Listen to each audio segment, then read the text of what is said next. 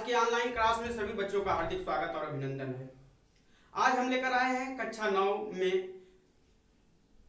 हिंदी काव्य में रैदास के पदों का अध्ययन करेंगे। आइए सबसे पहले हम रैदास के संक्षिप्त जीवन परिचय को जान लेते हैं। तो रैदास का जो जन्म था 1388 ईस्वी में जो है वाराणसी में हुआ था। इन्हें जो है रविदास के नाम से भी जानते हैं, क्योंकि इनका जन्म जो है रविवार के दिन हुआ था, इसलिए इन्हें रविदास के नाम से भी जाना जाता है। रैदास जी संत कवि कबीर के समकालीन थे। रैदास की ख्याति पूरे भारत में फैल गई थी। इनकी ख्याति को सुनकर एक बार सिकंदर लोदी ने इन्हें दिल्ली आने के लिए आमंत्रण भी दिया था। रैदास जी अपने साहित्य के माध्यम से समाज में व्याप्त बुराइयों को दूर करने के लिए अनेक महत्वपूर्ण कार्य किए। उन्होंने अपने रचनाओं के माध्यम से समाज को एक दिशा निर्देश दिया। समाज को में विभिन्न मनुष्य के बीच जो वैमनस्यता का भाव है, ईर्ष्या का भाव है, उन्होंने कहा कि जब तक हम ईर्ष्या और वैमनस्य भाव से आपस में रहेंगे तब तक हमारे देश का, हमारे समाज का विकास नहीं हो सकता। हमारा विकास तभी हो संभव है जब हम प्रेम पूर्वक मिलकर आपस में रहें। रैदास जी के बारे में कहा जाता है कि मन चंगा तो कठौती में गंगा, उनकी एक उक्ति थी। कहते हैं कि जब तक हमारा मन साफ नहीं होगा तब तक हम परमात्मा की प्राप्ति नहीं कर सकते। इसलिए हमारा मन साफ होना चाहिए, हमारे अंदर परमार्थ की भावना होनी चाहिए, दूसरे की सहायता करें। हमारे अंदर जो अवगुण हैं उन अवगुण को बाहर निकालना होगा। सहानुभूति की भावना रखनी पड़ेगी, तभी जो है हमें उस परम तत्व की प्राप्ति हो सकती है। रैदास जी ने कहा था कि जाति पात जो होता है, जाति पात में मनुष्य जो फंस कर जो है न अपना विकास करता है, न अपने समाज का विकास होने देता है। उन्होंने कहा कि भेदभाव, ऊंच नीच और भेदभाव और ईश्वर के प्रति अनेक प्रकार की जो विवादास्पद भावनाएं मनुष्य के अंदर होती हैं, वो कहता है कि हमारा ईश्वर श्रेष्ठ है, वो कहते हैं हमारे ईश्वर श्रेष्ठ हैं। कहना है कि यह सब भ्रामक है, गलत है, यह तर्कसंगत नहीं है। कहते हैं कि प्रत्येक जो ईश्वर है, ईश्वर एक ही है, उसके नाम केवल अनेक हैं। हमें जो है उस ईश्वर के वास्तविक रूप को पहचानने की जरूरत है। रैदास जी कहते हैं कि कोई व्यक्ति जो है जाति में जन्म, ऊंचे जाति में जन्म लेने से बड़ा नहीं होता है, वह आदमी अपने कर्मों से बड़ा होता है। कोई आदमी जो है बड़े घर, व्यवसायी के घर में जन्म ले लिया तो अपने व्यवसाय से बड़ा आदमी नहीं कहलाता है, बल्कि वह अपने कर्म के माध्यम से जो है बड़ा आदमी बनता है।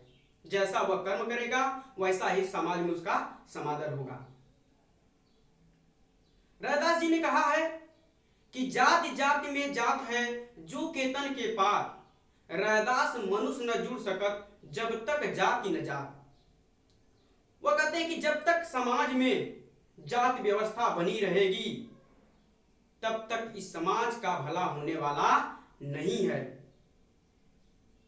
कहते हैं कि जिस प्रकार केले का तना होता है, केले के तने को छीलते जाइए, एक एक परत, आप परत दर परत उसको क्या करते जाइए, छीलते जाइए, वह जो है केले का जो तना होता है अंततः जो है उसमें कुछ नहीं बचता।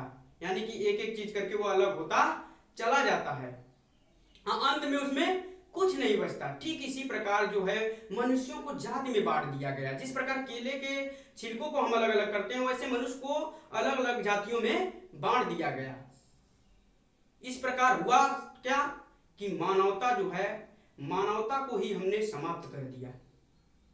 आज जो है एक जाति के लोग दूसरे जाति पर जो है प्रहार करते हैं, शब्दों के माध्यम से भी करते हैं, अनेक प्रकार से उन्हें प्रताड़ना करते हैं, प्रताड़ित करते हैं। तो जिस दिन हमारे समाज से, हमारे भारत से, हमारे देश से यह जाति समाप्त हो जाएगी, उस दिन एक नवीन भारत का जन्म होगा। रैदास जी संत कबीर के भांति ही एक महान समाज सुधारक भी थे। उनके गुरु रामानंद जी थे। 12 शिष्यों में यह उनके एक शिष्य भी थे। रैदास जी के आचरण से, रैदास जी के कर्मों से प्रभावित होकर कृष्ण की अनन्य सेविका मीराबाई जो है रैदास को अपना गुरु मानती है। रैदास जी संत परंपरा के प्रमुख कवि हैं। इनके जन्म स्थान पहले ही बता दिया गया, काशी में है। और इनकी जितनी भी रचनाएं हैं, जितने भी इन्होंने पद लिखे, फुटकर पद लिखे, वह सब जो है रैदास की वाणी में संग्रहित हैं। तो आइए कक्षा 9 में संग्रहित रैदास की जो वाणी है के जो पद हैं उसका अध्ययन करते हैं।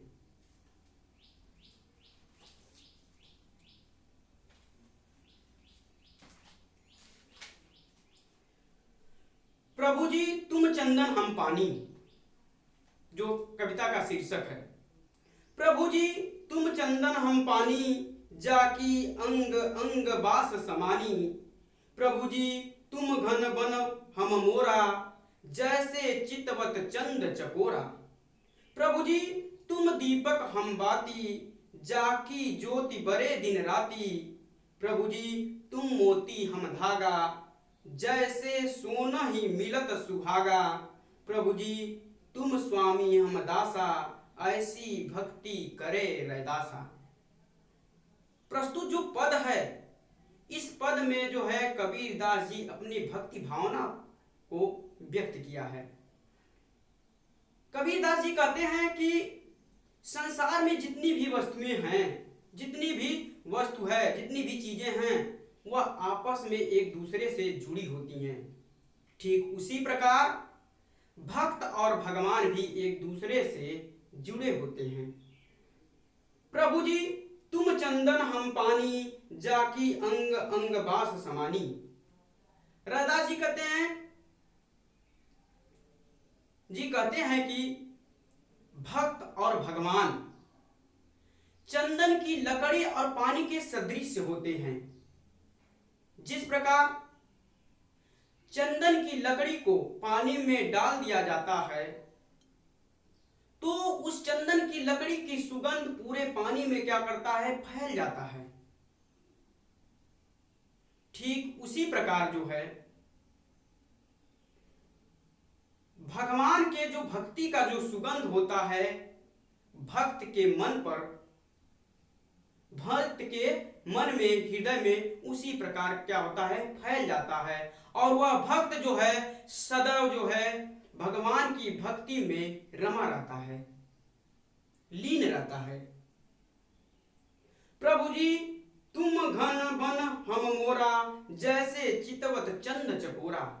आगे रैदास जी कहते हैं कि प्रभु जी तुम घन बन हम मोरा, जैसे चितवत चंद चकोरा। कह रहे हैं कि जैसे ही बारिश होने वाली हो तो आकाश में बादल छा जाते हैं, चारों तरफ आकाश में बादल ही बादल दिखाई देते हैं। उन बादलों को देखकर जो जंगल में रहने वाला मोर है उन पर जो है मोहित होकर, प्रसन्न होकर नाचना शुरू कर देता है। ठीक उसी प्रकार रैदास जी कह रहे हैं कि हे प्रभु आप क्या हैं, उस बादल के सदृश हैं और मैं जो उस मोर के सदृश हूं। जिस बादल को देखकर मोर क्या करती है, नृत्य करना प्रारंभ कर देती है, उसी प्रकार हे प्रभु मैं आपको देखकर आनंदित होकर मन ही मन में प्रसन्न होने लगता हूं।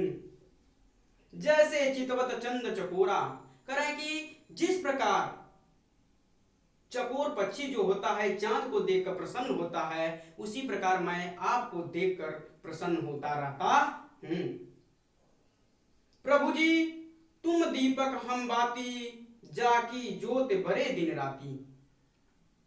आगे रैदास जी कह रहे हैं कि प्रभु जी तुम दीपक हम बाती, कह रहे कि जिस प्रकार एक दीपक होता है उसमें बाती होती है, वह बत्ती जो होती है चारों तरफ अपने प्रकाश को फैलाती रहती है और उसके आसपास जितना भी अंधकार होता है उस अंधकार का हरण कर लेती है, उसे समाप्त कर देती है। ठीक इसी प्रकार जो है हे भगवान आपके जो भक्ति रूपी जो हमारे अंदर बाती है, उस भक्ति रूपी बत्ती के ज्ञान के माध्यम से मैं भी जो है अपने सर्वत्र अपने चारों तरफ प्रकाश को बिखेरता रहता हूं। जाकी ज्योत बरे दिन राती, करे जिसकी ज्योति दिन रात जो है आसपास जो है अपने आसपास को प्रकाशित करती रहती है। प्रभु जी तुम मोती हम धागा, जैसे सोना ही मिलत सुहागा। आगे रैदास जी कहते हैं कि यहाँ भगवान को जो है मोती का प्रतीक मानते हैं और अपने को भक्त को जो है उसके धागे के प्रतीक मानते हैं। कह रहे हैं कि जिस प्रकार जो है मोती जो है धागे में गुथी जाती है, उसी प्रकार जो है मैं भी जो है अपने भगवान रूपी अपने को क्या कहते हैं, भक्त जो है धागे के समान है। तो कह रहे हैं कि धागा रूपी भक्त भी है जो है भगवान रूपी मोती में गुथा जाता है। कह रहे हैं कि दोनों के बिना जो है एक दूसरे के बिना किसी का अस्तित्व नहीं है, यानी कि बिना मोती के धागे का कोई अस्तित्व नहीं होता। ठीक उसी प्रकार भगवान के बिना भक्त का भी कोई अस्तित्व नहीं होता। इसलिए प्रत्येक भक्त को जो अपने भगवान का स्मरण करना चाहिए, उस परमात्मा का बंधन करना चाहिए। जैसे सोना ही मिलत सुहागा, करा कि ऐसा करने पर सोने पर सुहागा होता है, यानी कि जो इच्छा होती है मनुष्य की उसे उस इच्छा की प्राप्ति होती है। प्रभु जी तुम स्वामी हम दासा, ऐसी भक्ति करे रैदासा। आगे रैदास जी कहते हैं कि हे भगवान, हे परमात्मा, तुम हमारे क्या हो, स्वामी हो और मैं आपका क्या हूं, दास हूं। जिस प्रकार दास जो है अपने स्वामी के प्रति क्या होता है, समर्पित होता है, उसी प्रकार मैं भी आपके प्रति क्या हूं, समर्पित हूं। ऐसी भक्ति करे रैदासा। रैदास जी कहते हैं कि मेरी जो भक्ति भावना है, मेरी जो भक्ति है वह ऐसी ही भक्ति है। आप जो है हमारे क्या हैं, स्वामी हैं और मैं आपका क्या हूं, दास हूं। जिस प्रकार एक जो है दास जो है अपने स्वामी के प्रति क्या होता है, समर्पित रहता है, उसके प्रति अपना आत्मसमर्पण करता है, उसी प्रकार मैं भी आपके प्रति समर्पित हूं। इस प्रकार आप में जो कक्षा 9 में दिया गया था, बस एक ही पद जो है रैदास का दिया गया था, वह पद जो है मैं आप पढ़ा दिया हूं। आप इसको एक बार और पढ़ लीजिएगा, जो वीडियो के माध्यम से आपके पास जाएगा उससे आप इसको और पढ़िएगा, इससे ताकि आपको अच्छी तरह से यह समझ में आ जाए। अब इसके बाद हम अगले बार जब आएंगे तो एक नए चैप्टर को लेकर आपके सामने उपस्थित होंगे। आज बस इतना ही, धन्यवाद।